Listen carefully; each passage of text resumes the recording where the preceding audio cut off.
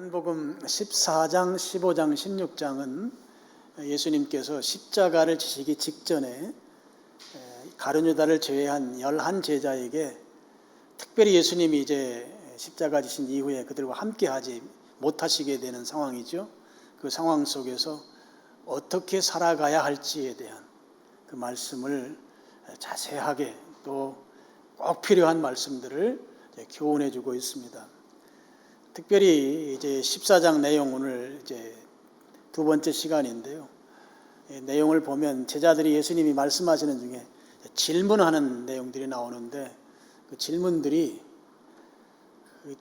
좀 우리 이해하기 쉽도록 말하면 물과 기름처럼 예수님의 말씀을 전혀 이해하지 못하고 좀 뚱딴지 같은 질문을 이렇게 하고 거기에 대해서 예수님께서 또 대답하시고 이런 내용들로 되어 있는 것을 볼 수 있습니다. 처음에 질문했던 것은 도마가 질문하죠. 도마는 이성적으로 상당히 똑똑한 그런 제자였습니다. 예수님이 내가 어디 가는지 너희들 알 거야 이 말씀하셨을 때 이 도마가 예수님에게 반문하는 거예요. 예수님 가시는 목적지를 모르는데 어떻게 가는 길을 우리가 알 수 있겠습니까? 목적지가 어디인지 알면 그 가는 길이 지방도를 타고 가는지 국도를 타고 가는지 고속도로를 타고 가는지 비행기를 타고 가는지 알 수 있는데 목적지 모르는데 우리가 어떻게 그거 알 수 있겠습니까? 상당히 머리가 좋은 사람의 질문인 거죠. 그랬을 때 예수님께서 내가 말하는 길은 그런 길이 아니다. 비행기 타고 가고 자동차 타고 가고 또 국도로 가고 고속도로로 가고 하는 그런 물리적인 길이 아니고 내가 길이다. 내가 길이다. 내가 바로 아버지가 목적지고 아버지 집이 목적지인데 그 목적지로 가는 길, 방법이 바로 나이다. 예수님께서 도마의 질문에 그렇게 대답을 해 주셨습니다. 지금 예수님은 제자들이 예수님 떠난 이후에 이제 걱정 근심하지 아니하고 결국에는 아버지 집에서 함께 만날 것에 대한 그 간절한 예수님의 마음이 있습니다. 지금 그래서 예수님께서 그 마음을 가지고 제자들에게 지금 교육하고 가르치고 있는 중이거든요. 근데 제자들은 예수님의 이 간절한 마음을 잘 이해하지 못하고 그냥 자기들 생각 속에서 이성 속에서 질문을 하고 있습니다. 예수님께서 야 내가 길이야. 나는 그런 비행기 타고 자동차 타고 기차 타고 가는 그런 물리적인 방법으로 가는 게 아니고 나가 바로 길이다. 예수님 그렇게 말씀을 하셨던 것이죠. 저는 이 부분에 대해서 좀 만화적인 상상을 많이 해봤습니다. 우리가 가야 할 곳이 아버지 집인데 바로 천국이죠. 천국을 가는데 천국 가려면 고속도로로 가는 거 아니고 비행기 타고 가는 거 아니고 예수님 통해서 가는데 어떻게 가는가 만화적으로 생각해 볼 때 우리 성경에 보면 예수님을 문이라고 표현합니다. 나는 양의 문이다. 출입문으로 이렇게 표현한 경우가 있어요. 이 문이라고 하는 의미와 여기에서 말씀하는 길이라고 하는 의미는 의미적으로 같습니다. 이 길이라는 것은 방법이라는 것이거든요. 이게 아버지 집에 가는 방법, 천국에 가는 방법이 바로 예수님이다 하는 거예요. 그러면 예수님이 또 그 천국 가는 문이라는 의미도 된단 말이에요. 그랬을 때 만화적 상상입니다. 예수님이 문인데 그 문을 딱 열었어요. 그 예수님의 길이란 말이죠. 그 방법이란 말이에요. 방법을 딱 열었을 때 문을 열자마자 거기에 쫙 펼쳐지는 천국의 그 찬란하고 화려하고 그 아름답고 정말 영원한 빛이 비치는 그 문을 열자마자 내 앞에 쫙 펼쳐지는 그런 모습을 저는 상상해 보는 것이죠. 그래서 예수님께서 내가 바로 길이다 말이에요. 그럼 이 길에 이 방법을 통해서 가려고 하면 그 방법이라고 하는 것이 무엇이 어떻게 그 방법을 우리가 내 방법으로 만들 수 있는가 하는 바로 믿음이라고 하는 것이죠. 그래서 오늘 말씀을 보면 예수님께서 믿으라고 하는 말씀을 계속해서 강조하고 있는 것을 볼 수 있습니다. 그러니까 예수님을 믿으면 천국 아버지 집에 갈 수 있다고 하는 것이에요. 그래서 예수님께서 이제 십자가를 지시고 곧 그들 제자들과 헤어지게 되는데 제자들에게 계속해서 강조하고 또 강조하고 또 강조하는 것은 나를 믿어야 된다는 거예요. 왜요? 아버지 집에 가야 되기 때문입니다. 천국에 가서 영원히 살아야 되기 때문에 예수님께서 그것을 강조했던 것이죠. 내가 곧 길이요 진리요 생명이니 나로 말미암지 않고는 아버지께로 갈 자가 없다. 아버지께로 올 자가 없다. 14장 6절에 말씀하시고 그 다음에 예수님이 한마디 더 붙이십니다. 7절 말씀이죠.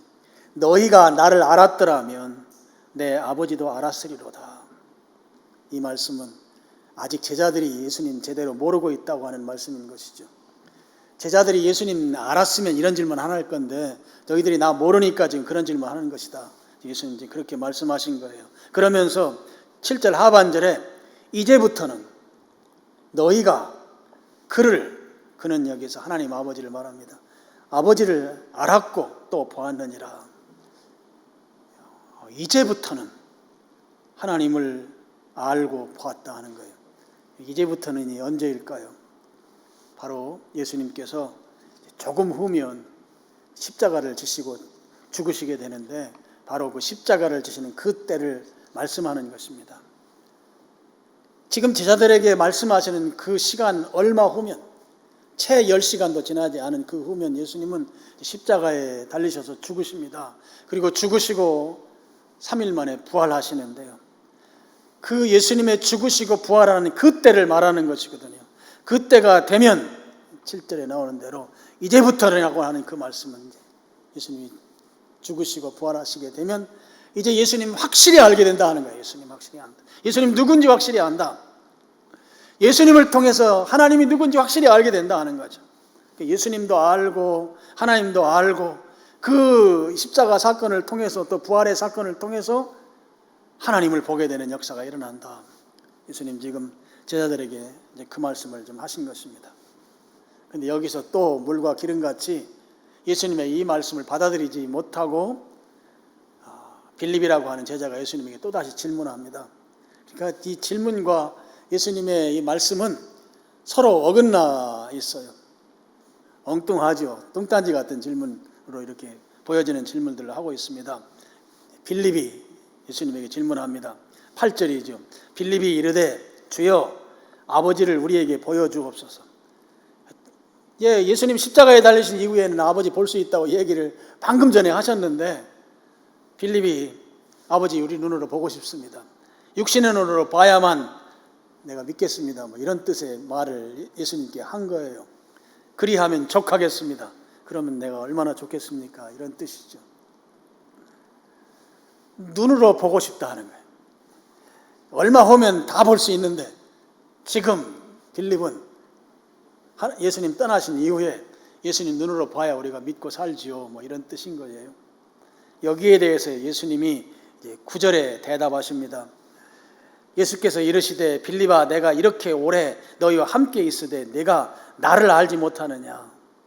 나를 본 자는 아버지를 보았거늘 어찌하여 아버지를 보이라 하느냐. 3년 동안 빌립이 예수님의 제자로서 예수님과 동고동락하면서 지냈습니다.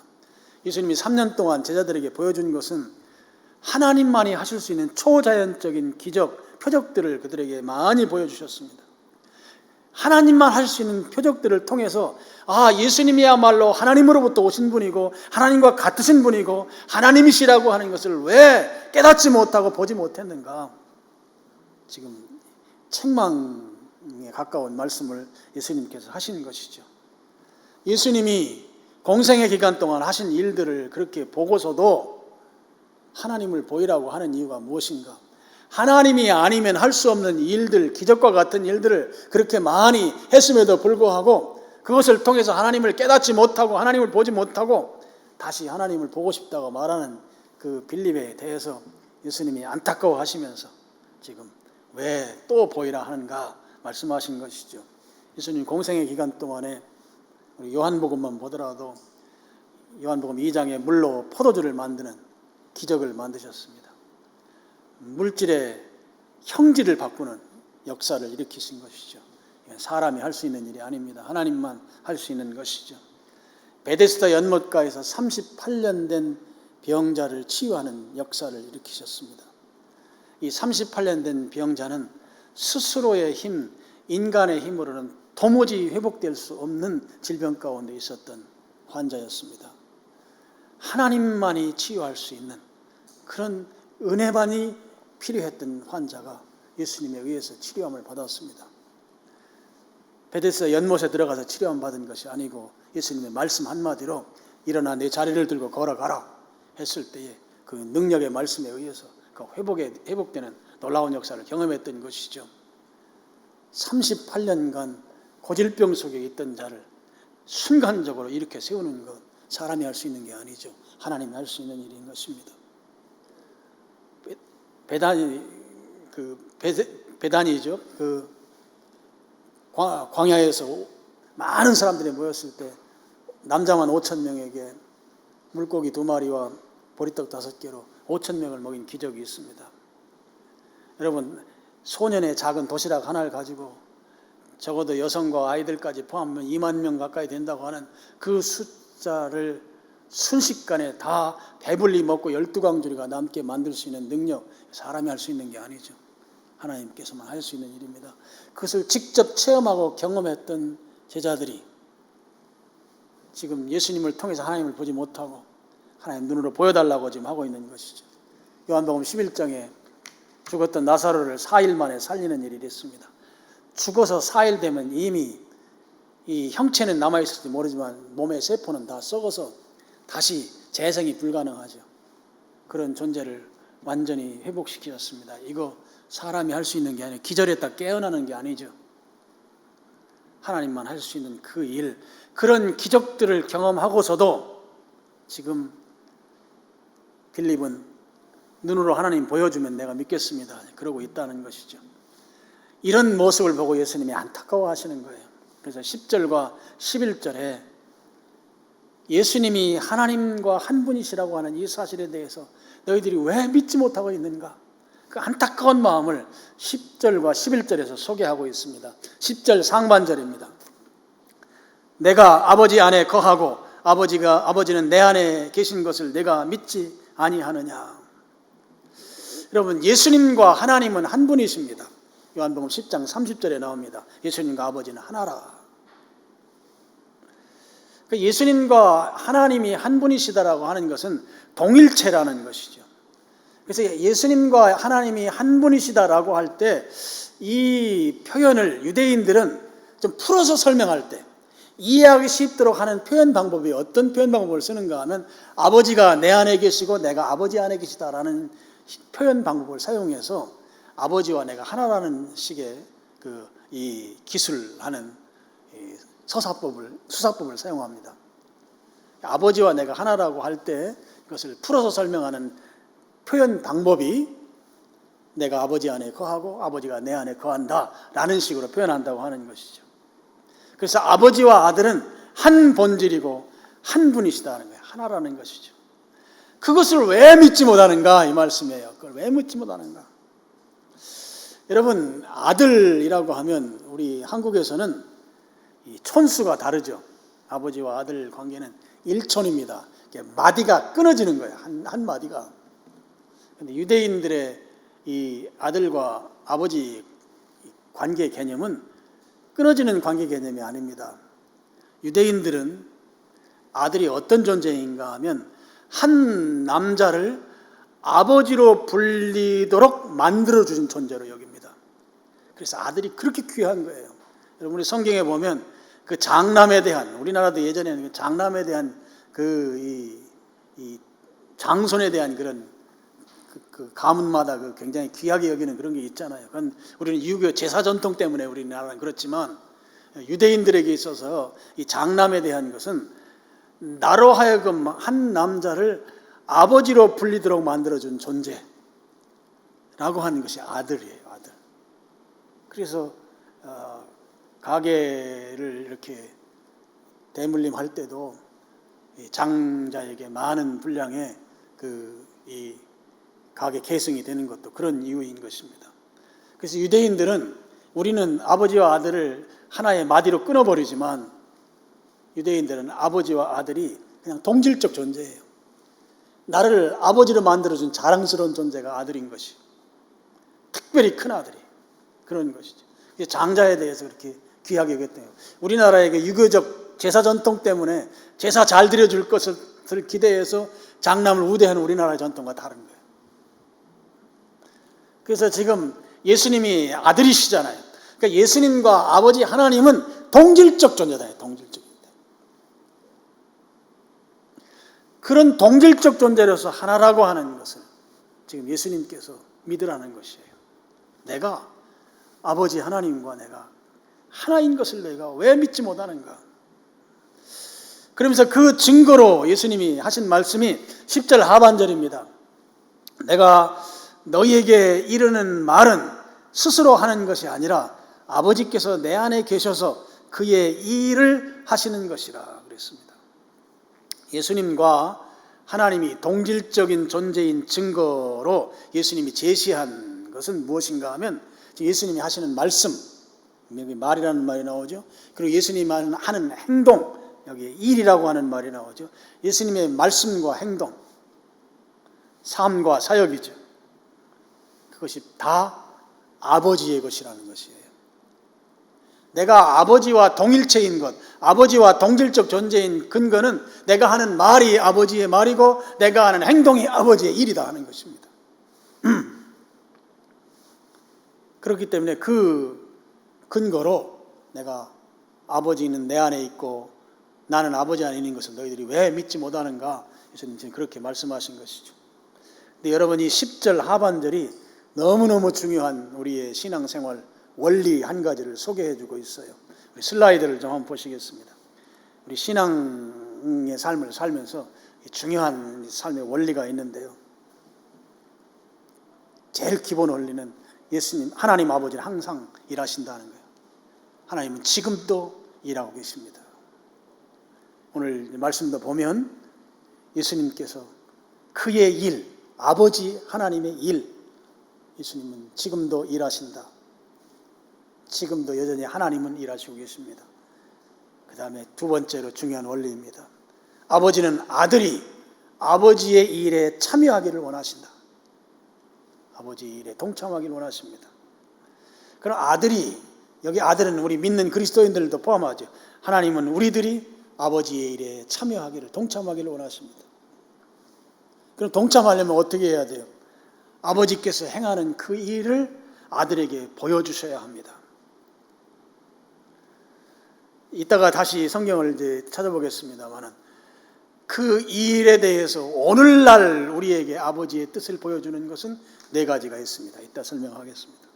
그리고 세 번째는 그 아버지께서 세 번째 한번 우리 같이 한번 읽어보겠습니다. 시작.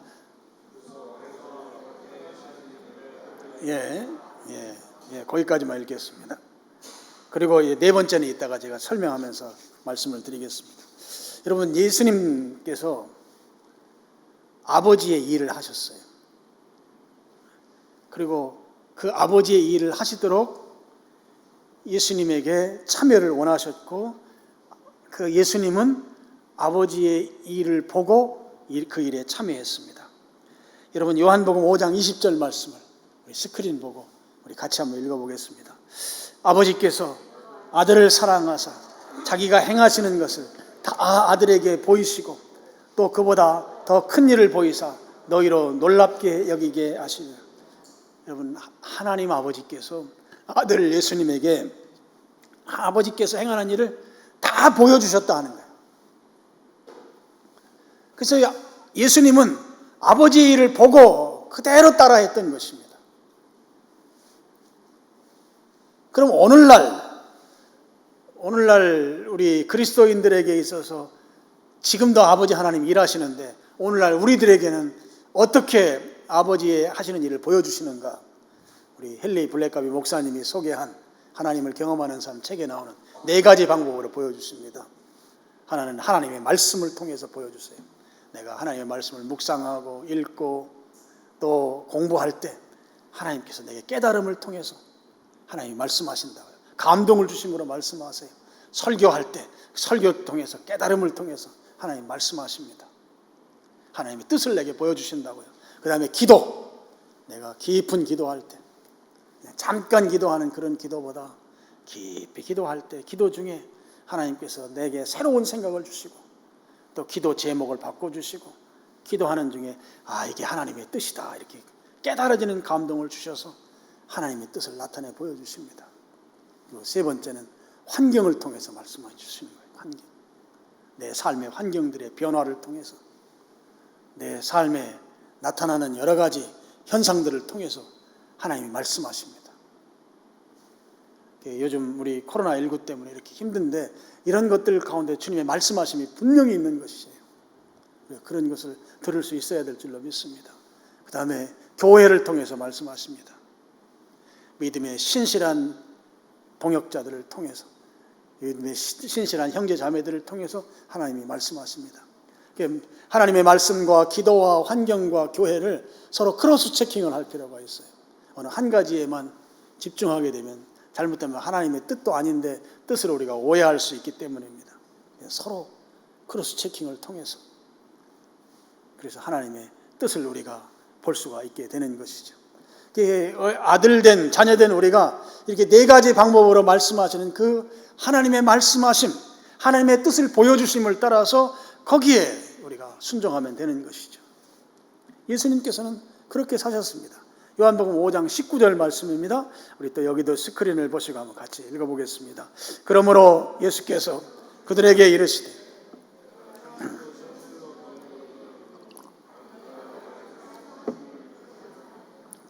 아무것도 스스로 할 수 없나니 아버지께서 행하시는 그것을 아들도 그와 같이 행하느니라. 중간에 보면 아들이 아버지께서 하시는 일을 보지 않고는 아무것도 스스로 할 수 없다. 아무것도 스스로 하지 않으셨어요. 하나님이 하시는 일을 눈으로 보고 그 일을 따라서 그대로 순종했던 것이죠. 그래서 아버지가 하시는 그 일을 아들도 그대로 따라했다 하는 것입니다.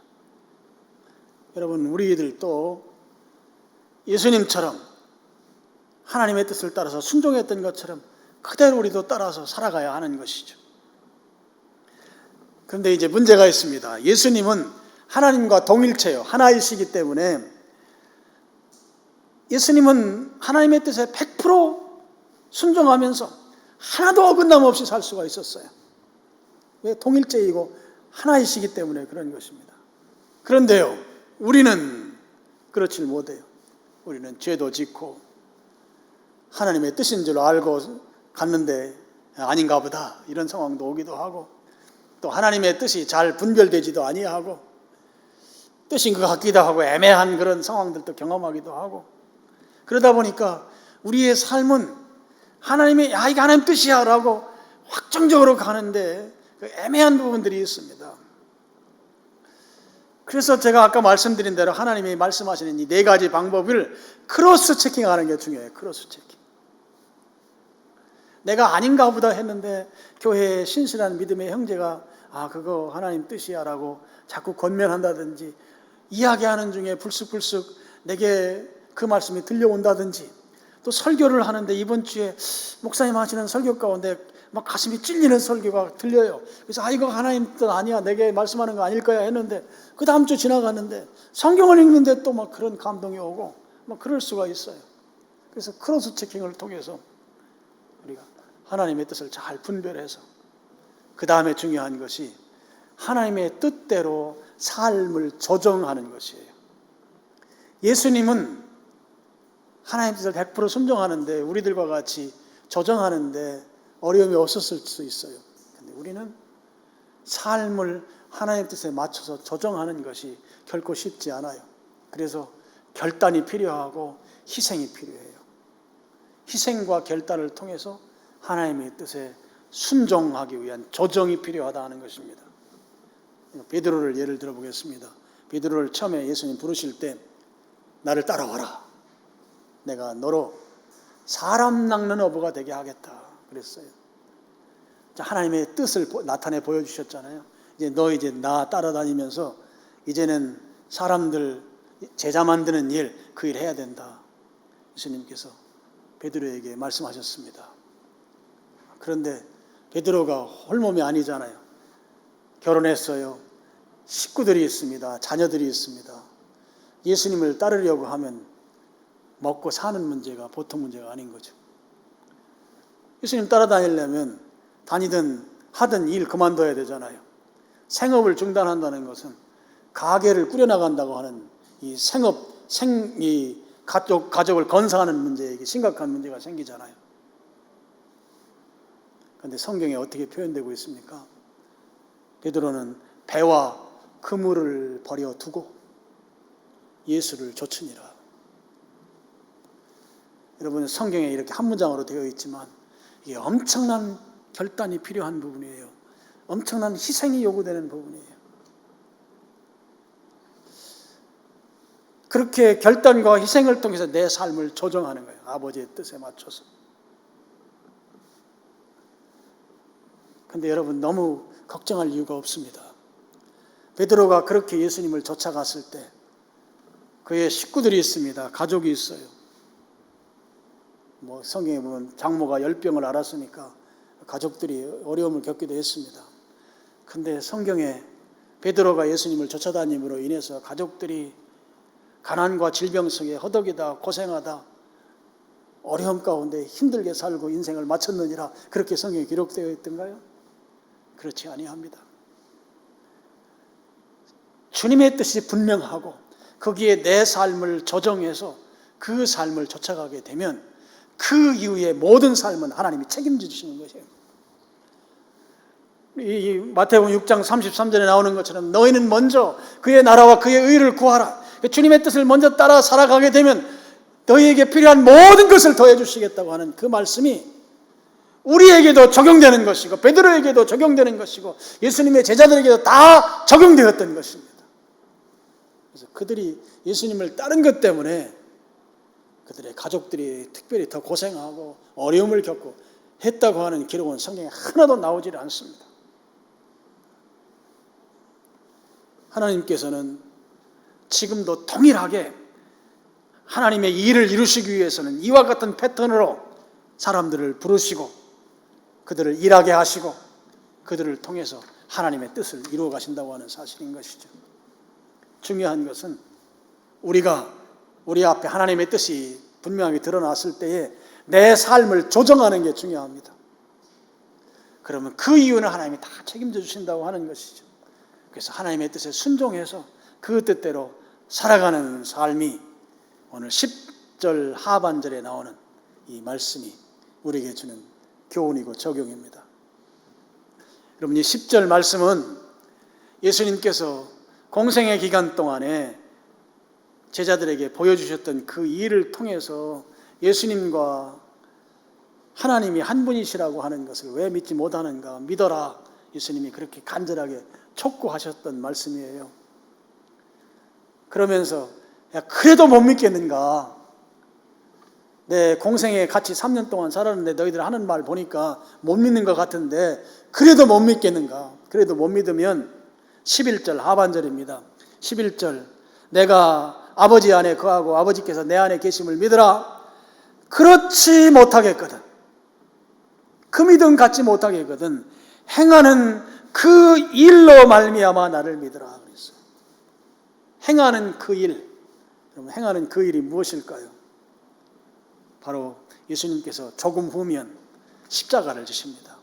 이 십자가를 지시는 그 일입니다.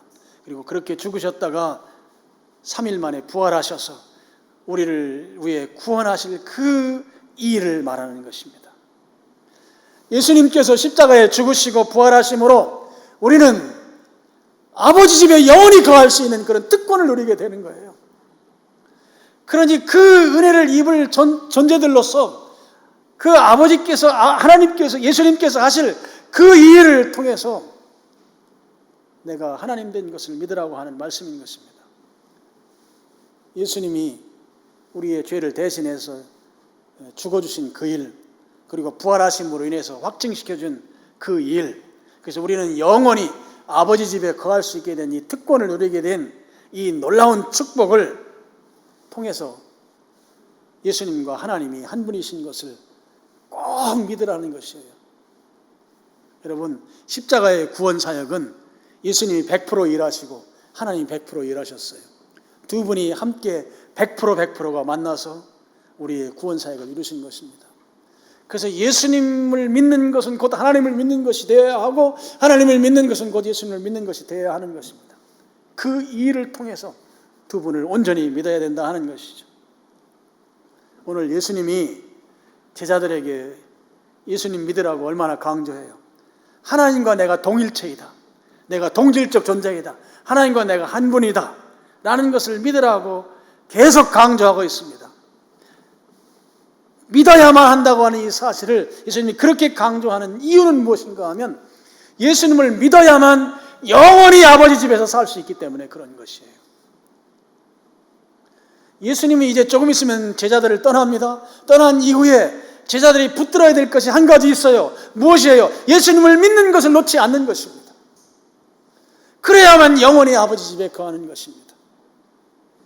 그래서 11절에는 안 믿어지면 내가 십자가에 죽었다가 부활하는 그 일을 보고 믿으라는 거예요. 여러분, 우리도 동일하게 예수님 믿어야 합니다. 왜요? 그래야 아버지 집에서 영원히 살 수 있기 때문에 그래요. 지금 내 사는 형편이 어렵고 상황이 답답하다고 해서 우리가 믿음을 포기하면 안 되는 것이에요. 우리는 세상을 향해 갈 수가 없습니다. 아무리 상황이 어렵고 경제적으로, 건강으로, 가정에 불화가 있다 할지라도 예수님을 믿는 이 믿음만큼은 놓으면 안 된다고 하는 것입니다. 왜냐하면 예수님을 통해서만, 예수님을 믿음으로만 아버지 집에 영원히 거할 수 있기 때문에, 아버지 집에 갈 수 있는 유일한 방법은 예수님 한 분밖에 없기 때문에 예수님을 믿어야 한다 하는 말씀인 것이죠. 여러분, 예수님 믿어야 아버지 집 갑니다. 아버지 집에서 영원히 살 수 있는 것은 예수님 한 분밖에 없습니다. 그래서 제자들에게 그 말씀하시는 거예요. 내가 아버지 안에 있고 아버지가 내 안에 있는 걸, 아버지와 내가 하나인 것을 왜 믿지 못하는가? 믿어라. 이제 안 믿어지면, 내 조금 오면 내가 십자가에 달릴 것이고 죽는데 죽는 것으로 끝나지 않고 살아날 거야. 그러면 그것을 보고 내가 아버지 된 것, 하나님 된 것을 믿어라. 나를 믿어야만 천국 아버지 집에서 영원히 산다. 예수님 강조해서 지금 그 말씀 하시고 계신 거예요. 여러분, 예수님께서 제자들에게 이렇게 강조해 하신 말씀, 예수님 믿는 방법, 오늘 말씀에 두 가지가 아주 투명하게 드러나는데요. 한 가지 예수님 믿는 방법은 예수님 공생의 기간 동안에 예수님이 행하셨던 사역들을 통해서 예수님이 하나님 되심을 믿으라는 것이었습니다. 3년 동안 예수님 하셨던 일들을 제자들은 경험했잖아요. 그거 보고 하나님만 하실 수 있는 일들을 예수님 하셨잖아요. 내가 예수님이 하나님인 걸 믿어야 된다.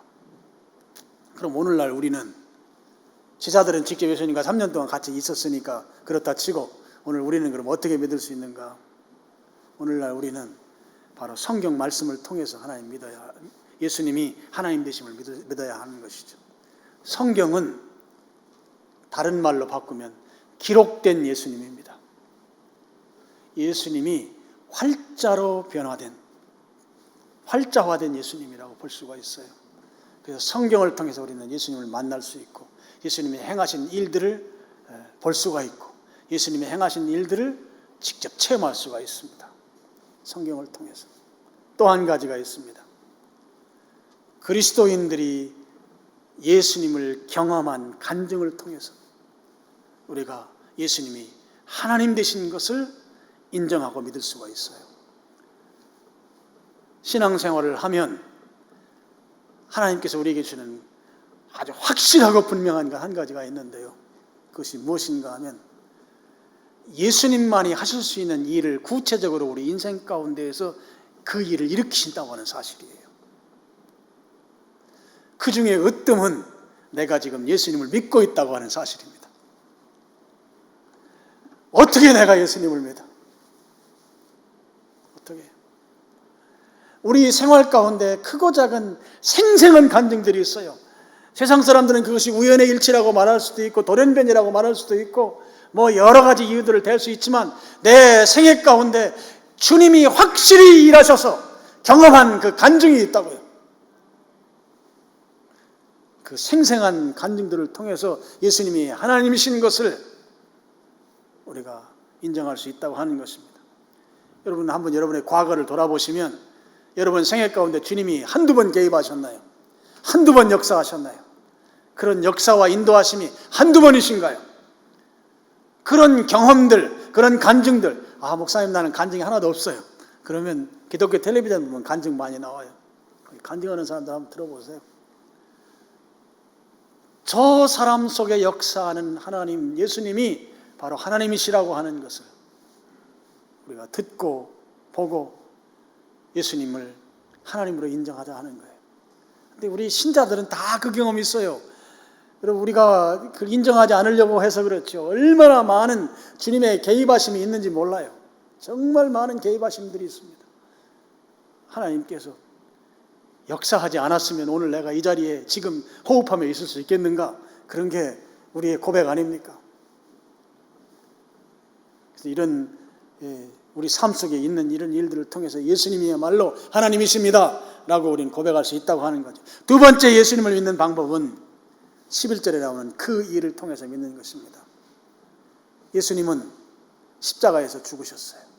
그리고 무덤에 묻히셨는데 그 무덤을 빈 무덤 만들어 버리셨어요. 무덤은 죽은 자의 장소입니다. 근데 죽은 자의 장소를 없애버리신 것이에요. 예수님이 만들어 놓은 이 빈 무덤이라고 하는 것은 죽음을 이기셨다는 것입니다. 이 사실을 통해서 예수님을 믿는 것입니다. 예수님이 바로 하나님이시라고 하는 사실을 믿는 것이에요. 여러분 예수님께서 십자가에 죽으셨을 때는 얼마나 절망적인 상황입니까? 여러분 예수님이 죽으시면 안 되는 분이세요. 또 죽으실 이유도 없는 분이에요. 근데 그분이 초라하게 십자가에서 죽으셨습니다. 그래서 그 모습을 본 제자들 입장에서 보면 이제 인생 끝이다. 절망이고 좌절이고 낙심뿐인 것이죠. 안 들어가셔야 될 분이 십자가에서 죽으셨단 말이에요. 죽더라도 그 자리에서 뭔가 놀라운 일을 일으키시면서 안 들어가셔야 된단 말이에요. 로마 군인들이 십자가에 못을 박더라도 그 못이 튕겨나가서 그 군인들에게 어떤 해코지가 일어나고 그럼 뭐가 일어나면서 예수님이 안 들어가셔야 되는데 거기서 돌아가셨다고. 그러니 그 모습을 본 제자들은 낙심과 절망과 좌절이 이제 내 인생의 모든 게 다 끝난 거예요. 그래서 성경에 보면 이 제자들을 전부 다 예루살렘을 떠났어요. 희망 없는 것이죠. 그런데 그 예수님이 부활하신 거예요. 죽음을 이겨버리신 거예요. 우리 인생의 가장 큰 난제가 뭐예요? 죽음이에요. 죽음, 사망. 이 사망의 문제를 예수님이 해결하셨다고. 예수님이 다시 살아나셨단 말이에요. 세상에 죽음을 이기실 수 있는 분이 누구신가요? 하나님 외에 누가 죽음을 이기실 수가 있으세요? 예수님이 하나님이신 것이죠. 그래서 그 일을 통해서 예수님을 믿으라고 하는 것은 죽음을 영이 이기시고 부활하신 그 예수님을 통해서 예수님이 바로 하나님이시다라고 하는 것을 인정하고 그 인정할 때에만 우리가 그 믿음으로 아버지 집에 갈 수 있다고 하는 것입니다. 여러분 우리가 믿는 십자가는 부활하셔서 십자가 위에 아무것도 없는 십자가예요. 우리 교회 앞에 여러분 보실 때 왼쪽에 있는 십자가 그냥 평범하게 나무 열십자로 있는 걸 그 십자가입니다. 근데 캐톨릭 같은 경우는 예수님이 십자가에 달려있는 그런 십자가를 사용해요. 달려있으면 안 돼요. 예수님은 죽으셨다가 부활하셨기 때문에 민자 십자가예요.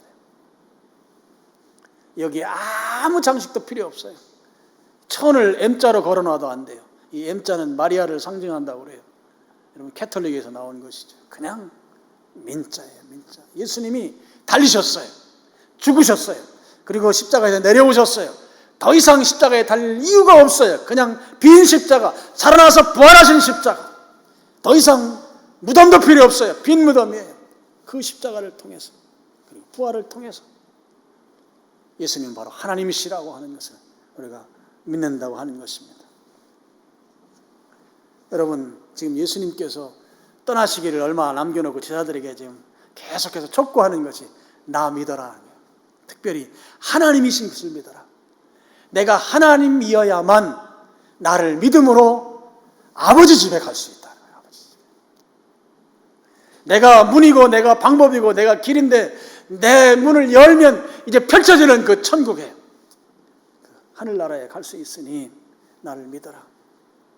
내가 떠난 다음에 방황하지 말고 어떤 상황이 오고 박해가 올지라도 이 믿음의 자리를 떠나면 안 된다. 나를 믿어야만 아버지 집에 갈 수 있다. 여러분, 어떤 상황에서도 여러분 포기하지 말기를 바랍니다. 어떤 상황 가운데서 좌절하지 말고 끝까지 예수님 믿기를 축복합니다. 그 예수님 꼭 붙드시길 바랍니다. 그분을 붙들고 나갈 때에만 우리는 근심하지 않을 수 있고 천국에서 영원히 살 수 있는 그런 아버지 집에 영원히 거할 자가 된다고 하는 이 사실을 여러분이 확실하게 믿으시고 예수님 믿는 이 신앙, 이 길에서 곁길로 가지 말고 올곧게 이 길로 끝까지 나아가셔서 승리하는 여러분들 다 되시기를 주님의 이름으로 축원합니다. 기도하겠습니다. 아버지 하나님, 주님의 은혜를 감사합니다. 저희들을